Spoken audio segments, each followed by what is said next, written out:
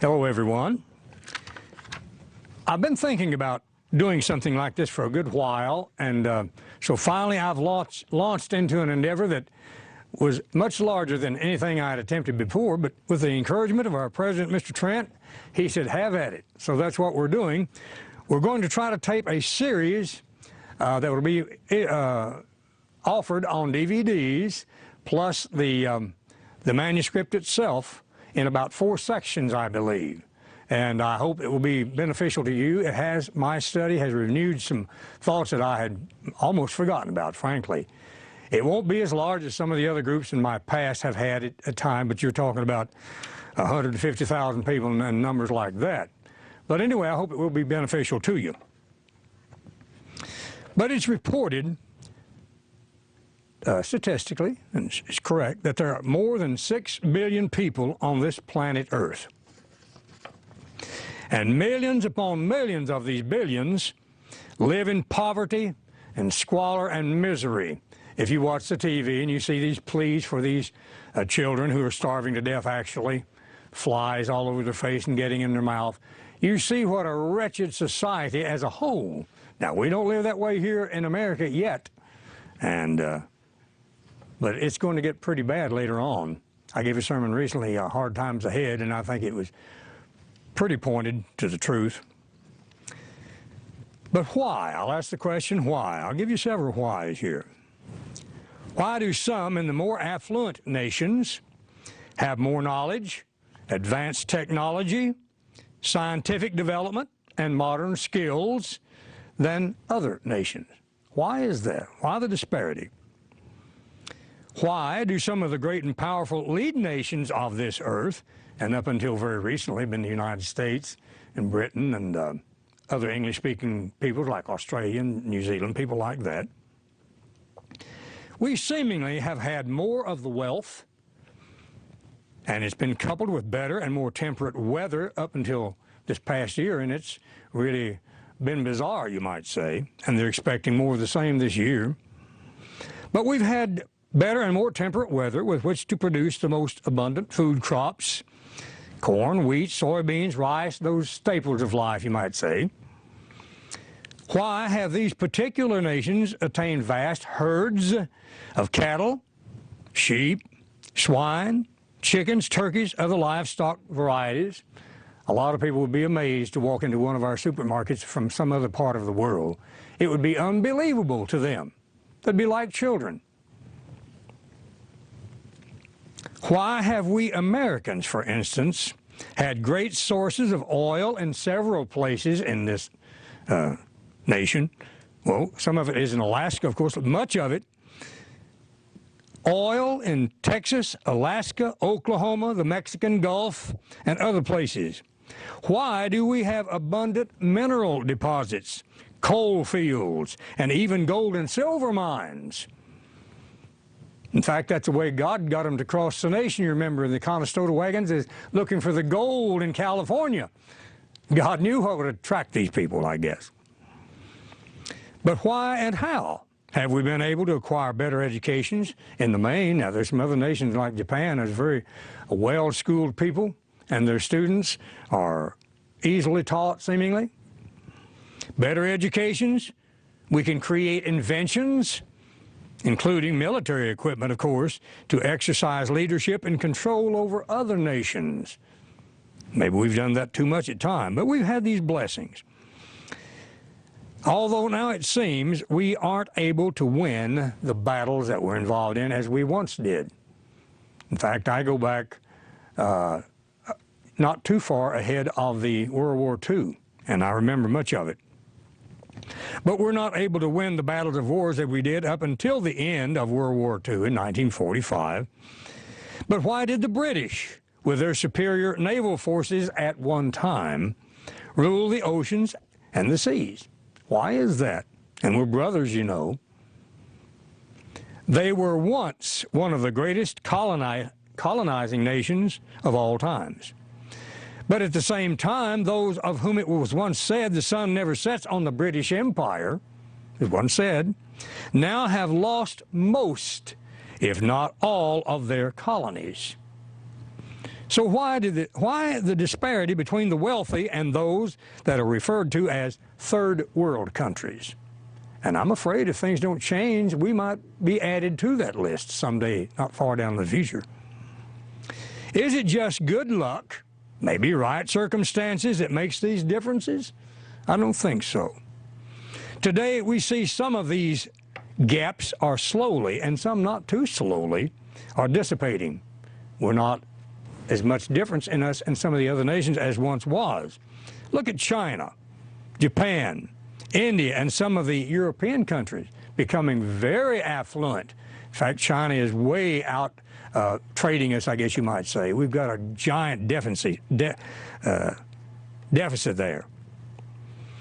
Now, that's a lot of questions that I've asked here, but there are answers to all this mystery or enigma, and it is a mystery to many of most people's minds. They really don't know how the answer. They never even thought about it. I don't think I had these kind of thoughts, say, 30, 40 years ago. I know I didn't. My mind is set on other things. But what makes the difference? Or rather, I'll put this in bold letters, who makes the difference? I think that's what we have to look for. But could it be that there is some supernatural force or a power that directs the destiny of nations? Could that be possible? Could it be there is a supernatural being we know as God who is in control of these things, even the weather? Could it be? Well, if you have an open and a teachable mind, I may be able to show you things from a source of information that you may not believe, but you may already have one or two or three in your possession, believe it or not. It is a book that is said to be the best seller of all books that are sold. But most of all American households have at least one copy, 2, 3, 4 or more. And there are different translations from which we can compare one with the other offered for this book, from the original languages even of the Hebrew and the Greek. Yet it is said to be the most misunderstood book of all times, or of all books. So again, a question, why? Why is that we have access to this? Well, primarily because it has been maligned. This book has been maligned, disdained, distorted, and twisted and rejected. What other adjective could I use? By many that claim to be the teachers or guides of this book. That's amazing, isn't it? We have this great blessing of having the instruction book from God. Well, another reason, there has been a concerted effort. I mean, they are in unison in many groups, trying to stamp out and to destroy this book. I saw where, I believe it was in Pakistan or India, where they've slain a group of at least nominal Christians. They call themselves Christians, burned their Bibles, and killed them even in their buildings. I think 50 were burned to death in one of their church buildings. And yet they claim to be allies of us and all that. But they've been trying to destroy this book, which is the Holy Bible. I'll be up front with you. You should have figured it out by now. And they've tried to conceal the hidden message. You don't think there's a hidden message in the Bible? Most certainly is, and I believe you'll see this as we go on into the study. But there's a hidden messages contained in its pages. So a spiritual blindness has been perpetrated on this entire population of this earth, the whole earth, and by a powerful spirit being called by the name of Satan the devil. And you know, some even religious folks do not believe that there is a being, a powerful spirit being by the name of Satan the devil. They believe it's a figment of people's imagination or all that just embodies evil or something like that. They try to do away with that. But it's very true. And he's trying to thwart the very plan of God. And God does have a plan. It's in motion right now, and it is going to be worked out. I don't care what you do, you will never stop this plan of God. I'll read you this scripture that we quote often, who know the truth.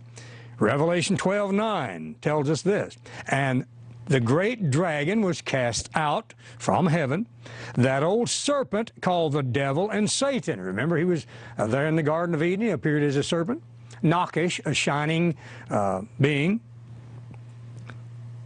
That old serpent called the devil and Satan, he's got different titles, which deceiveth the whole world.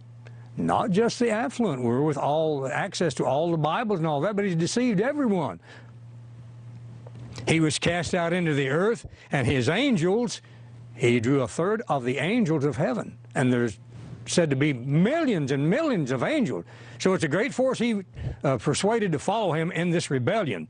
And they were cast out with him. Now they're known as demons, but at one time they were angels.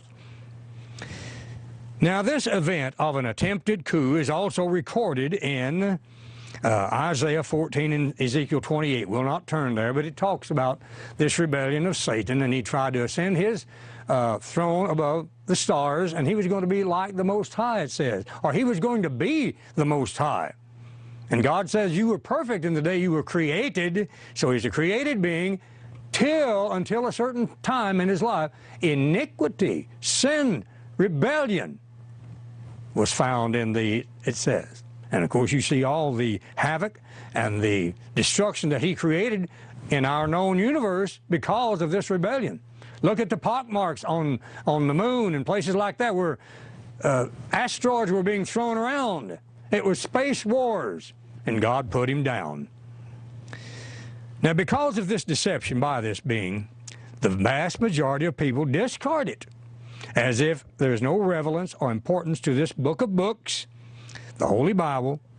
But I tell you, I ask you, I implore you, please do not believe that lie. When you start placing the Bible on the level of other books, you're making a huge mistake. It is not the same. It is a spiritual book, and mainly concerned with a certain group of people. We'll get into that a little later on. But it has everything, this book, to do with everyone's life. Now, that's a bold statement. That's a large statement, but that's exactly what it is. It has everything to do with everyone's life. Eventually, they're going to learn about this book, learn to read it, and to understand it. Eventually, most people. But especially and essentially, this book has to do with a certain group of people who are named Israel. If you're a Christian or you're Judah, you probably understand that name. Anyway, it's the name of a man named Jacob whose name was changed to Israel. We'll get into that. And don't be too quick to conclude that you know who this is. There was times when I would have assigned this title to the Jewish people and them only. But there's a lot more to be known and a lot more to be said about this subject. It's a book about Israel. This Bible, you wonder, well, why are we, who we think we're Gentile, why in possession of this Bible about Israel? What's that got to do with us? You're going to be surprised before we get through this series. It's a book about Israel, and they're beginning from one man named Abram, or Abraham. We'll find out his name was changed to. But it's an amazing story and a history of his descendants. And we're going to talk, hopefully, in depth enough to give you the gist of what I'm saying here. And I hope you'll follow up on it and do your own study as I've had to do. The importance of the promises made to this man, Abram or Abraham, cannot be overestimated. These are strong words I'm giving you here, and I believe that you will be just as amazed and astounded as I was when I first came into this vital information. It's a key, a gigantic key to understanding the whole book. I hope you will become well-informed, inspired, and pleased by the efforts that we've done here. And that just is not myself. It's others have encouraged me and prayed for me and all that, but I found it most interesting, intriguing, you might say. So we'll start off now with that introduction with chapter 1, we'll call it.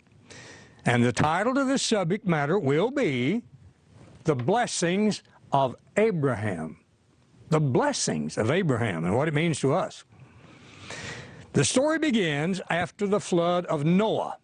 Now that's recorded in Genesis 8 and 9, but we come down to Genesis 10 and we read this. Now these are the generations of the sons of Noah. He had 3 sons that accompanied him on the ark, and they were saved from this world surrounding flood over the mountaintops. It was totally flooded. There was Noah, his wife, Shem, Ham, and Japheth, and they had 3 wives, of course. So it made 8 persons, or 8 souls, as it's referred to there in the New Testament, were saved from this gigantic, earth-destroying flood, the Noachian flood.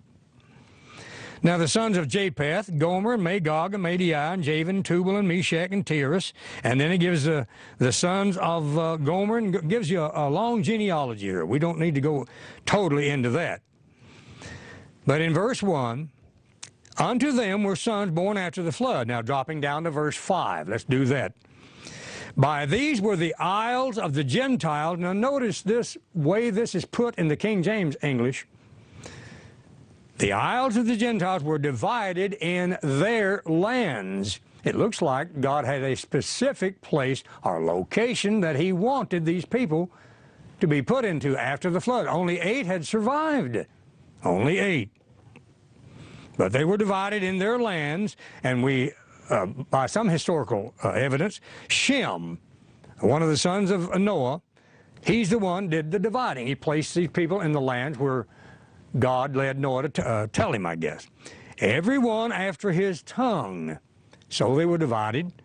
They were placed in the language by language, after their families, by their genealogies, and in their nations. So God was going to divide this. Verse 8. Now then we come to a man named Cush, who was the son of Ham, one of the sons of Noah. Cush begat Nimrod. Now, Nimrod says he began to be a mighty one in the earth. He was a leader, a big, powerful, seemingly from, if it came from Cush, which means black, he was of the black race. But his name was Nimrod. He began to be a mighty one in the earth. Now then, verse 9 is a very important verse. I want to define this for you. He was a mighty hunter. So he was a protector of the people, and they looked to him for leadership. Now notice this, he was a mighty hunter before the Lord. It says that twice. Now then, I read that at one time to be, oh, he was a man who was before the God and he was worshiping God and all that. It does not mean that at all. It's just an opposite meaning. But he was a before, now this, the Hebrew word, if you want to write this down, Liphene, L-I-P-H-E-N-E, he was in, means before the Lord. It means in place of. It means he was trying to replace God as leader instead of the true God. Wherefore it is said, even as Nimrod, the mighty hunter, before, again, that same word, in place of the Lord. He had put himself in a position as the religious leader as well as the head of state, I guess you would say. But he also devised a certain religion. We know it in the New Testament as Babylon the Great. In fact, one of the first cities that he built there was called Babel, which means confusion, frankly. But he established this religion that we've had to contend with. Now, this is shortly after the flood. That religion was known early on, spawned by Satan himself, but it came through the flood, through one of the personalities on there. I dare say it was the daughter-in-law of Noah. And this was perpetrated right on through the flood and has continued with us even till today. The same false religious system. Now then, going to verse 25, I will bring this out, that this great-grandson of Noah, Nimrod, had organized a group of rebels. Now, he was against God. He was before or anti-God. In resistance, he didn't want the dividing of the nations or ethnic groups. He was going to amalgamate them. He's going to put them together. Reading on. Verse 25 of Genesis 10. And under Eber, that's where we get our word Hebrew, by the way. They just dropped the H. Under Eber were two sons, and the name of one was Peleg, for in his days was the earth divided. Yes, God had a plan, and he devised this for his own purpose. The earth was divided, and his brother's name was Joktan, verse 32. We'll move along pretty rapidly through these genealogies. These are the families of the sons of Noah after their generations. Now, this can be translated genealogy, because when it talks about Noah, it says he was perfect in his generations. That's been explained to me by well-read scholars. That's the same root word for genealogy.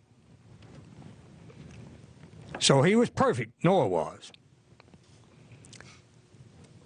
Going on then, they were, chapter 11 and verse 1, and the whole earth, and that can be, was, by the word, that word can be translated become or come to be. Was or come to be, and that's from the Hebrew hava or have, H-A-V-A-H. They came to be of one language and one speech. So this man undoubtedly believed in a multicultural group of people like we're trying to achieve here. It really isn't going to work as well as if they had followed God's instructions. But verse 4 then of chapter 11. And they, now this is speaking of rebels under Nimrod, they said, here's was their message, go to, let us build us a city and a tower. They needed something to unify next to a tower. And they do that even to today. One large church has one of these towers in its midst.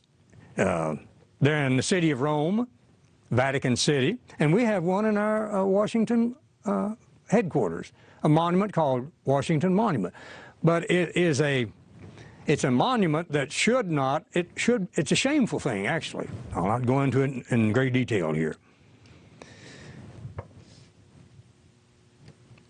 Whose top may reach unto heaven. Now, they knew it wouldn't reach unto heaven unless it was a rocket, and I don't think that. But anyway, they was going to build this city and a tower where they could congregate around that, unify themselves, and have their meetings and celebrations and all that. Let us make us a name. By doing this, we will become prominent. We will have a famous city, a famous tower, and we'll become famous people. Make us a name for what reason? To keep us from being scattered. They didn't want to be scattered, but God says he was going to scatter them. Lest we be scattered abroad upon the face of the earth. This is what they were against. They did not want God interfering in their private lives. So this group of people was rebelling against God, who was dividing the people. We just read that, and we can read other places, same thing. He was dividing the people into their own lands, own nations, as we read in chapter 10 and verse 32. Now, God wanted the people divided for a reason. And I think I know the reason. Sometimes children, when they get together, can get into more mischief when there's more than one. And I've got a couple of animals that are more prone to tear up something when they're working together. So I guess it runs in the family. I don't know. But God wanted the people divided for a reason. But Nimrod, who was attempted to put together all the races, families of the earth, and languages under his kingdom of Babel. That's what it was called. Now, that was one of his cities. He had others. So here's the way that God stopped this venture. Moving on down to verse 5 in chapter 11. The Lord came down to see the city and the tower. He had heard of it through angelic beings, messengers. So he came down personally to view this, which the children of men builded. And the Lord said, verse 6, behold, the people is one. Oh, yes, they were united, and they thought by being united we can withstand even God. They had just come through the flood, and you know that they knew of the flood that short time since it occurred. No, the people is one, and they have all one language, and this they begin to do. This was the beginning part of the plan, the scheme, you might say.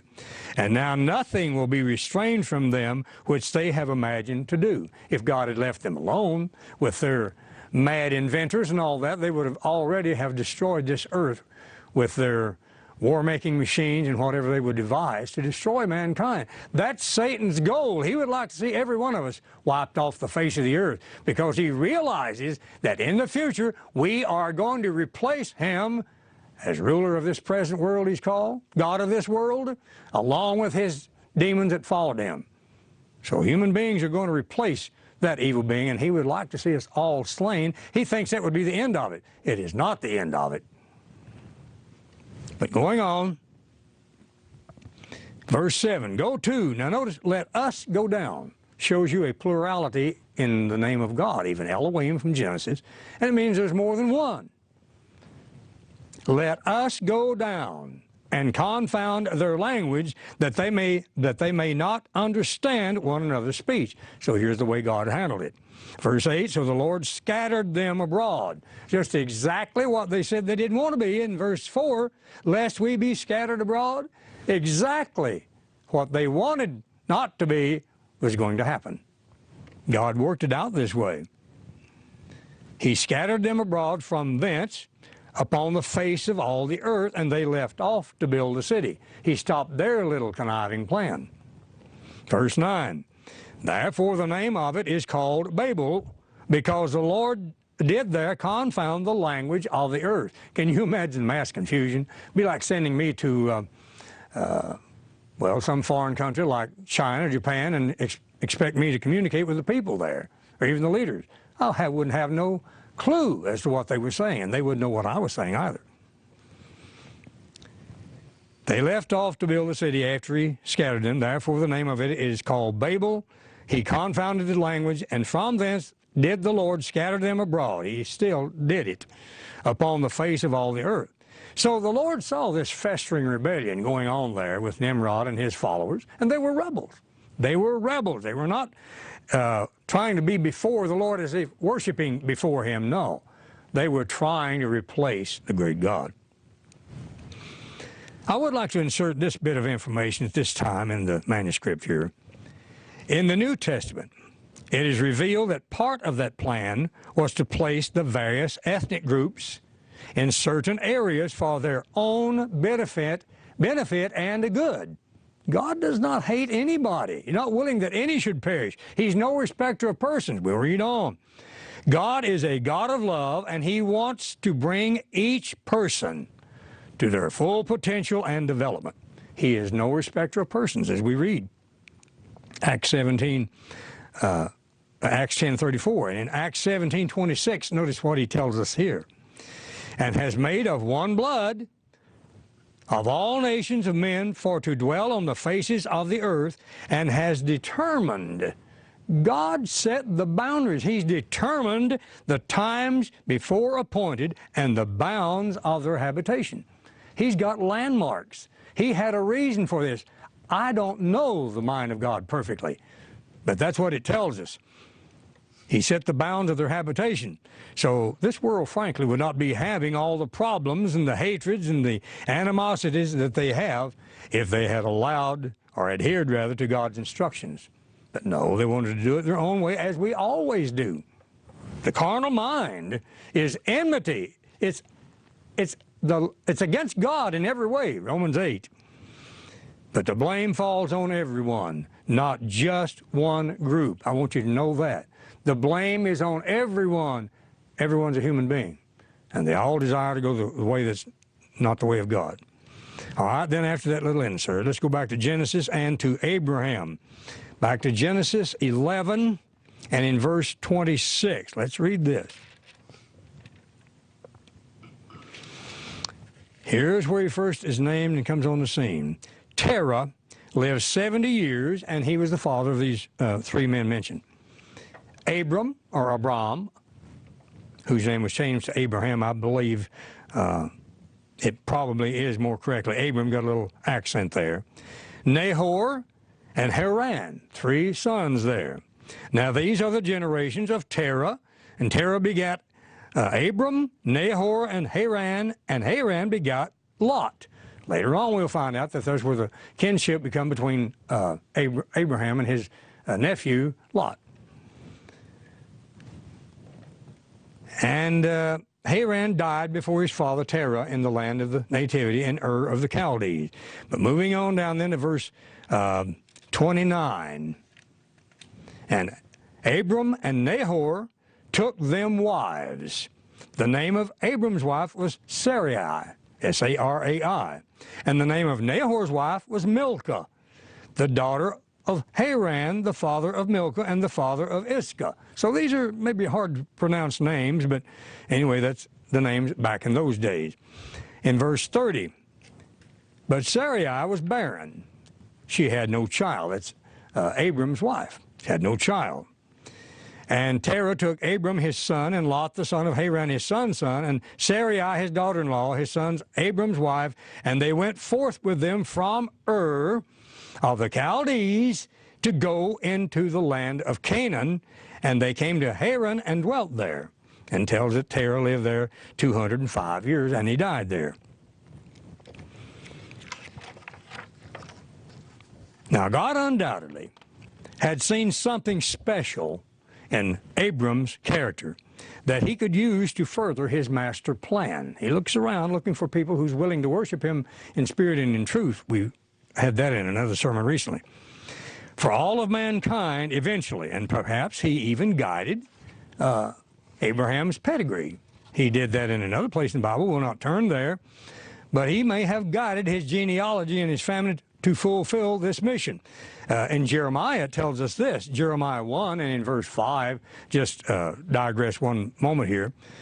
He tells Jeremiah, before I formed thee in the belly, or in the womb, I knew thee, before he even was born or formed. And before thou camest forth out of the womb, I sanctified thee. God had a special mission for Jeremiah.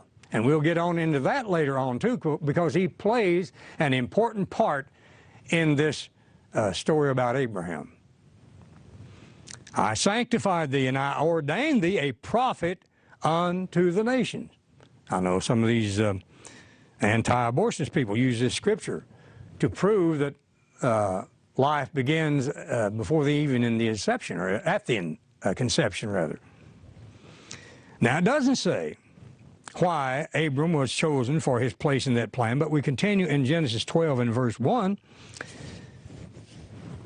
Here's the way it began. Now the Lord had said unto Abram, get thee out of thy country and from thy kindred and from thy father's house unto a land that I will show thee. And I will make of thee, notice this, one man, no children yet. I will make of thee a great nation. And I will bless thee. Here's where it began, the blessings of Abraham. I will bless thee and make thy name great, and thou shalt be a blessing. So here's the beginning of the story.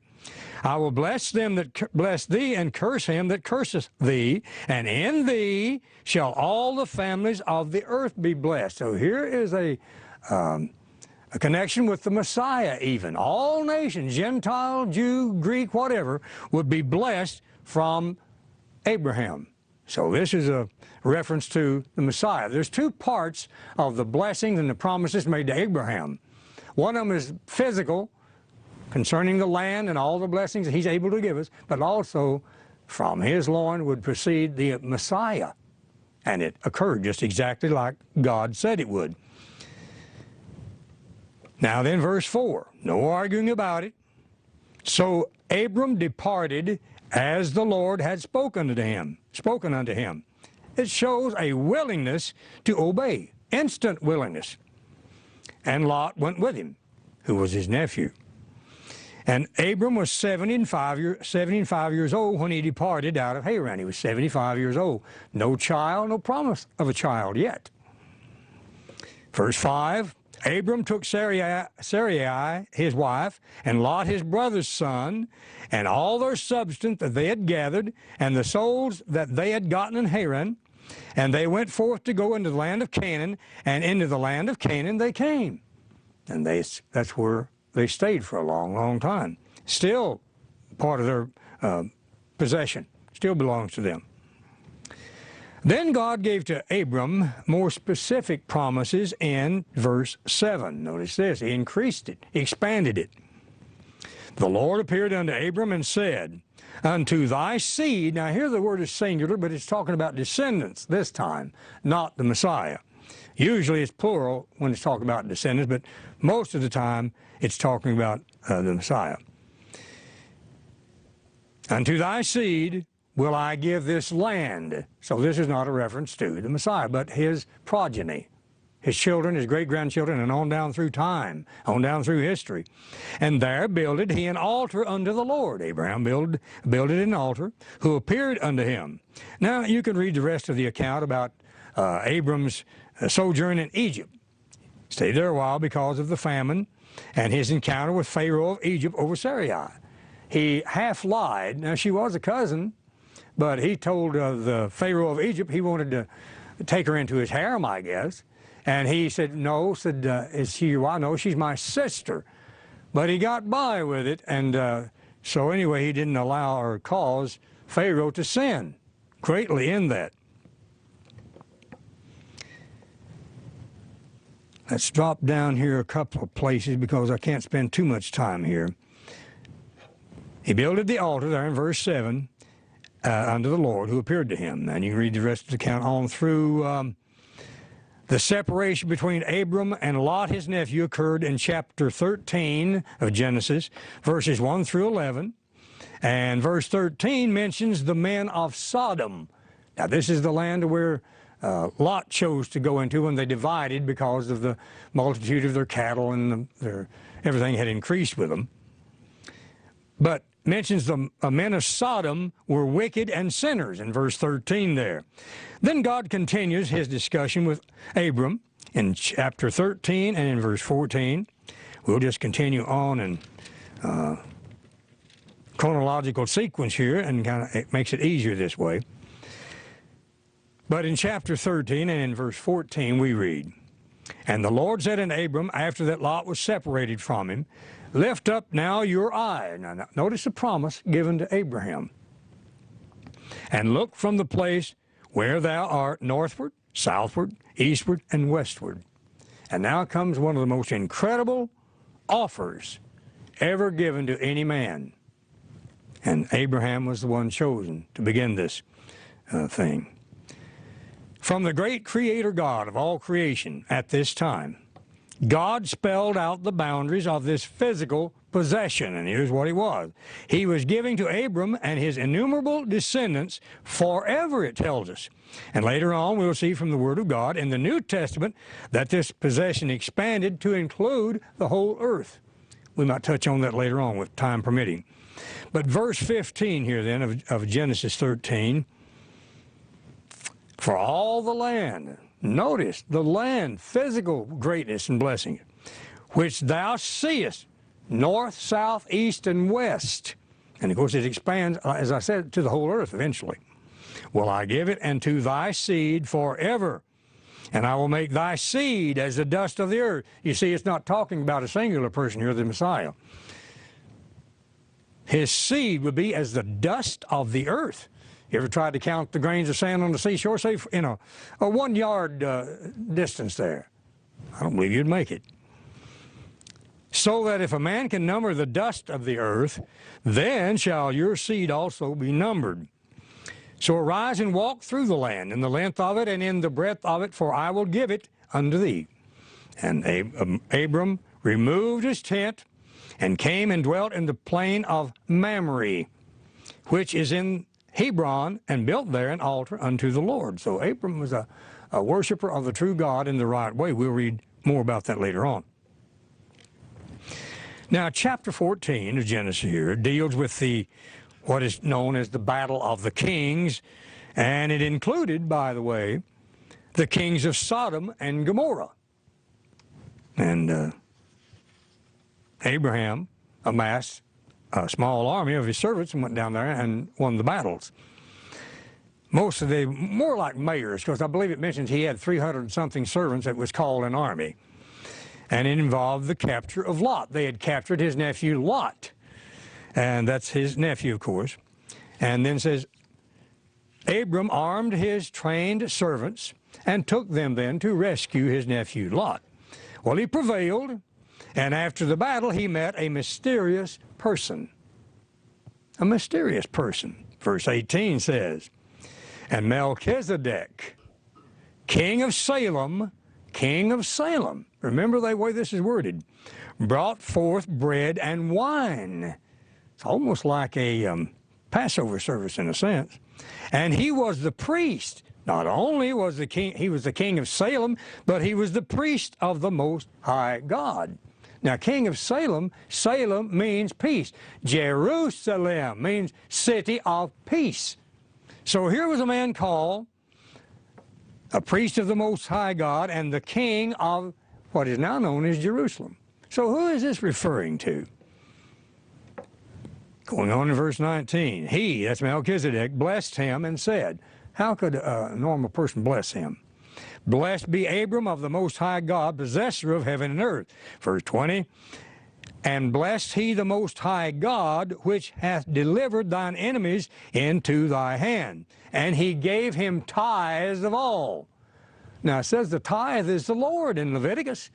Why would he give this mysterious person by the name of Melchizedek tithes? Well, because he was the Lord who became the Lord of the New Testament. And for a period, he received tithes. And Abraham was obedient to paying tithes. And in fact, on down later on, we'll read about, it's either Isaac or Jacob. Jacob, I believe, when he had his dream, he says, if you provide food and shelter for me, I'll pay tithes to you. It was passed right on down, you see. But this tithe was given to this Melchizedek, who was none other than the one who became Jesus Christ of the Old Testament. He's called the King of Peace and the priest of the Most High God. So he received tithes until a short period of time when God set up a priesthood in the tribe of Levi. That's a Levitical priesthood, and they took tithes. They didn't own land, but they collected the tithes from the people. Then when it comes to the New Testament, after Christ's death, it reversed then to the Melchizedek priesthood again, to provide for the ministry of his work, Christ's ministry. And that's the way it was. It just temporarily set aside there. I hope that's pretty plain to you.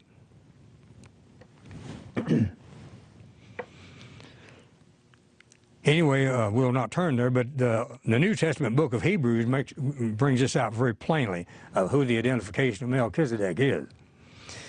Now we come to one of the most important chapters in the Bible, and this is the 15th chapter of Genesis. Very important. Genesis 15. We'll read a few key verses leading up to the covenant agreement here. Verse 1. After these things, the word of the Lord came unto Abram in a vision, saying, fear not, Abram, I am thy shield and thy exceeding great reward. He was able to do these things. Verse 2, and Abram said, Lord God, what wilt thou give me, seeing I go childless? I don't have an heir. And the steward of my house is this Eliezer of Damascus. Would that work all right, he's saying, in a sense? No, that's not what God intended. Read on. And Abram said, behold, to me thou hast given me no seed, no heir. And lo, one born in my house is mine heir then. I guess that's the way you're going to work it out, through Eliezer. No. Verse 4, behold, the word of the Lord came unto him, saying, this shall not be thine heir. That's not what I'm talking about. That's not what I'm planning on, Abram. He's trying to work things out ahead of God, you might say. But he that shall come forth out of thine own bowels or loins shall be thine heir. No, it's not Eliezer's son that's going to take the place. Verse 5, and he brought him forth abroad and said, look now toward heaven and tell the stars. Notice this, it's innumerable. If thou be able to number them, all the stars, and we don't even know that much with our best planetary scopes and all that, telescopes. And our little vehicle we've got riding around out there, just about like a tricycle for an adult to be riding. Look toward heaven and tell the stars, if thou be able to number them. And he said unto them, so shall your seed be. Now you're talking about a huge group of people here, innumerable. And as you may already be discerning, this cannot be fulfilled just by the Jews, as some believe. They are not the recipients of these blessings of Abraham we're talking about here. They're like the sand on the seashore and the stars of heaven in number? Absolutely not. But we have a lot more information to bring to your attention yet. So we'll continue on then in verse 6. And he believed. He had faith. He believed in the Lord, and he counted it to him for righteousness. And this is repeated in the New Testament in Galatians 3:6. We'll not turn there now, but that's what was counted for the righteousness of Abraham. Believing, having the faith. He's a father of the faithful. Which shows that Abram was justified by faith in Galatians 3:6. Now verses 13 and 14 here in Genesis 15. Well, in this chapter, it gives a prophecy about the children of Israel becoming slaves in Egypt for a period of about 430 years actually, and God bringing them out by the great miracles of Egypt. We might just touch that. Verse 13, he said, "And Abram, know of a surety that your seed shall be a stranger in a land that is not theirs, and shall serve them." They would be slaves. So this was a prophecy on into the future. "And they shall afflict them 400 years. And also that nation whom they shall serve will I judge." And well, didn't he? With the 10 plagues. "Will I judge, and afterward shall they come out with great substance." Yes, they owed them that for all this servitude that they had done there in Egypt. "And thou shalt go to your fathers in peace. Thou shalt be buried in old age," he promised Abraham here. Now in verse 18 we read, we'll pick this up. "This is the covenant.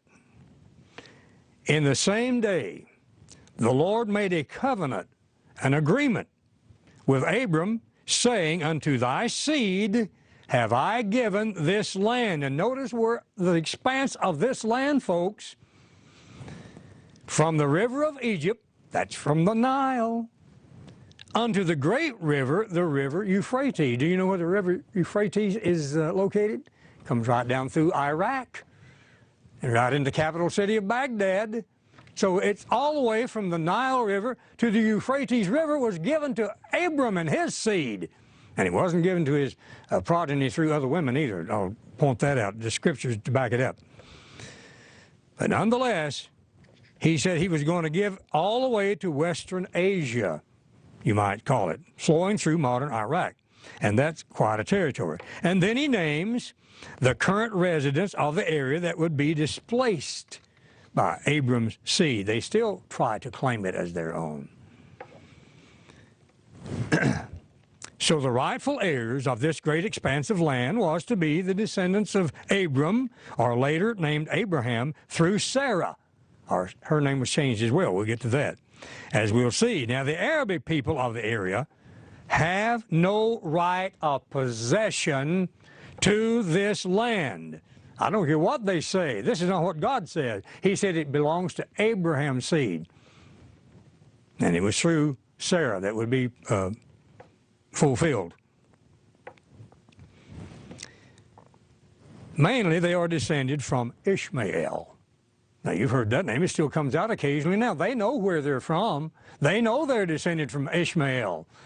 In fact, they even try to turn it around where Ishmael was the sacrifice later on offered by Abraham rather than Isaac. They try every scheme. But God is going to change those people someday and give them an opportunity to repent. I'll not go any more into that. But these Arabic people and these Palestinians and all that are mainly descended from Ishmael, the son of Abram's handmaid Hagar, and they have no inheritance there. Now, this part of the story is given in chapter 16 then of Genesis, and great jealousies between these families have now become nations, and we'll get into that more later on.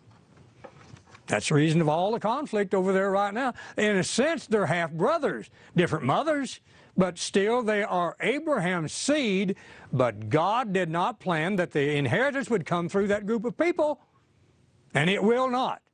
In fact, the ones that come against Jerusalem finally said going to be coming against a hard rock, you might say in the modern vernacular. Though all nations are gathered to it, Jesus Christ is going to return to that area, and he's going to save the Israelites and Judah, and he's going to dwell. He said, I will yet choose Jerusalem, in Zechariah, I believe, 8, and I will dwell there, he says.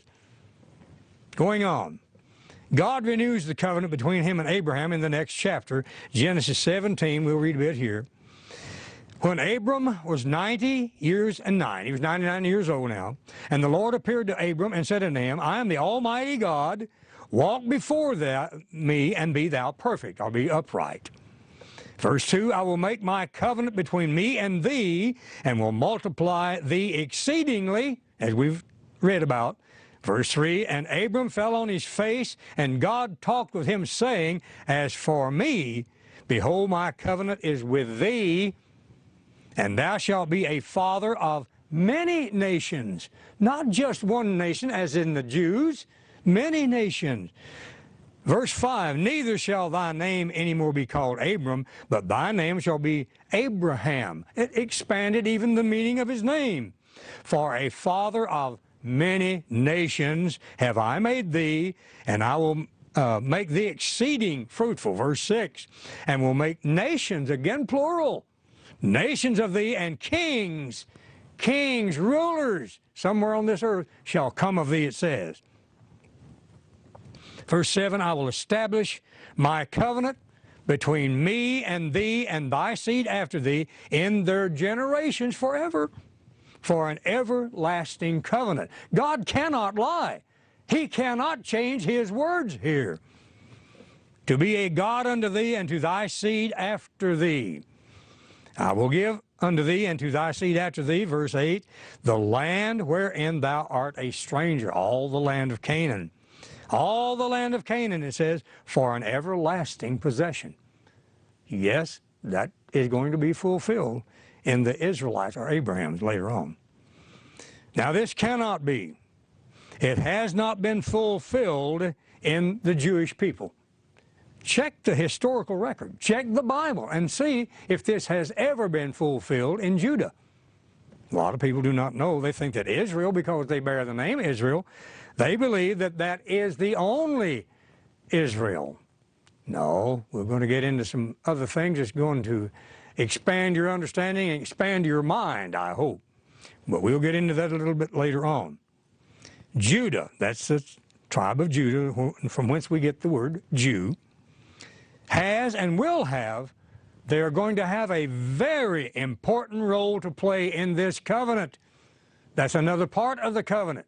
Ties in with the Davidic covenant about a throne being made available, and a descendant from Judah and from David will sit on that throne, and they are. Believe it or not, it's not done away with. But we can check on that later. So check the historical record. Check any information that you can get on the subject of Abraham or the Jews. Read about their history. And they've made movies about it, you know, the Exodus and things like that, which I found to be very interesting. And watch that to see how that they came into the modern land of Israel after it was given to them in 1948 here in our modern times. And they've tried to hold on to it with tooth and nail, you might say, ever since. The 6-Day War. No one can figure that out unless they attribute this win, big win over all these Arabic nations, including Egypt, by the great God Almighty, who gave them the power and the strength, the stick-to-itiveness to win that 6-Day War. Now they're still trying to drive them out, and they've had and do have some leadership, are not the most stalwart that I've ever heard of, and so they may yield, and half the city, it even indicates that in a prophecy, it may go to the Palestinians, and they may divide the city of Jerusalem. I would think that they would retain the mount where the Solomon's temple was built on. That, by the way, that's the Mount Moriah. The name of that tells you that in another scripture. But check all this evidence out, and you can prove on this first session here that we've gone through, and I guess we're about nearing the time that I can address more of it later on. We'll go backward in time and sort of overlap in places, but check all this out, and I believe you're going to find this a most interesting study. I hope I can present it in a way that's understandable to you and that you could grasp it. And with God's Spirit, you can do this. I'm amazed that I've been able to come this far with it, and I've had a lot of encouragement and prayers, as I said. So until the next session, we'll stop at this intersection.